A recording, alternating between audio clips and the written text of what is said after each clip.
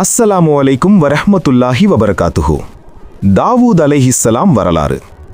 ஒரே ஒரு கல்லால் ஒரு மாபெரும் போர் வீரனை வீழ்த்திய இளைஞன் யார் தெரியுமா? ஒரு சாதாரண மெய்ப்பான், பிறகு ஒரு மன்னர். அது மட்டுமல்ல, இறைவனால் தேர்ந்தெடுக்கப்பட்ட ஒரு தூதர். இரும்பை மெழுகுபோல் வளைக்கும் சக்தி, பறவைகளையும் மலைகளையும் கவரும் இனிய குரல். அவர்தான் தாவூத் அலைஹிஸ்ஸலாம்.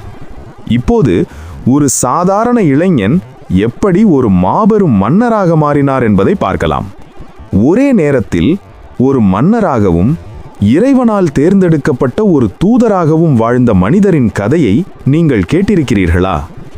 இரும்பை மெழுகுபோல் வளைக்கும் சக்தி, பறவைகளையும் மலைகளையும் கவரும் இனிய குரல். அவர்தான் தாவூத் அலைஹிஸ்ஸலாம்.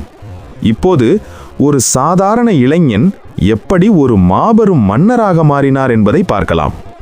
சுமார் 3000 ஆண்டுகளுக்கு முன்பு பனு இஸ்ரவேலர்கள் தாலூத் என்ற மன்னரின் கீழ் வாழ்ந்து வந்தார்கள். அப்போது அவர்களை அச்சுறுத்திக் கொண்டிருந்தான் ஒரு பயங்கரமான போர்வீரன், ஜாலூத். அவனை எதிர்கொள்ள யாருக்கும் தைரியமில்லை. ஆனால் ஒரே ஒரு இளைஞன் மட்டும் முன்வந்தார். அவர்தான் தாவூத் அலைஹிஸ்ஸலாம். அவரிடம் வாளோ கவசமோ இல்லை, ஒரு கவன், சில கற்கள் மட்டுமே. ஜாலூத் அவனை பார்த்து சிரித்தான். ஆனால் அடுத்த நொடி தாவூத் அலைஹிஸ்ஸலாம் எறிந்த கல் நேராக அவன் நெற்றியில் பட்டது. ஒரே கல்லால் மாபெரும் ஜாலூத் வீழ்ந்தான். இந்த வெற்றிக்கு பிறகு மக்கள் தாவூத் அலைஹிஸ்ஸலாம் அவர்களை தங்கள் மன்னராக தேர்ந்தெடுத்தனர். இறைவன் அவருக்கு அரசாட்சியும் ஞானமும் வழங்கினான். ஒரே நேரத்தில் மன்னரும் இறை தூதருமான அரிய மனிதர் அவர்.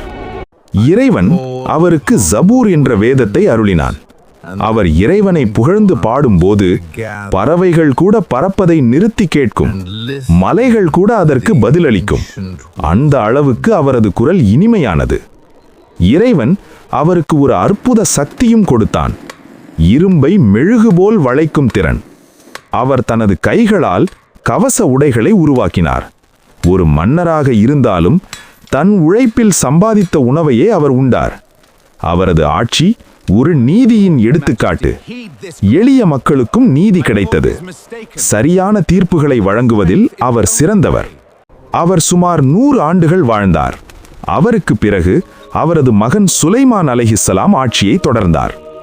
இந்த வரலாறு நமக்கு சொல்லும் பாடம் உழைப்பு, இறையச்சம், தன்னம்பிக்கை. இவை இருந்தால் ஒரு சாதாரண மனிதனாலும் உலகையே மாற்ற முடியும். இந்த வீடியோ உங்களுக்கு பிடித்திருந்தால் லைக் செய்யுங்கள். மேலும் இதுபோன்ற வரலாறுகளை அறிய சப்ஸ்கிரைப் செய்யுங்கள்.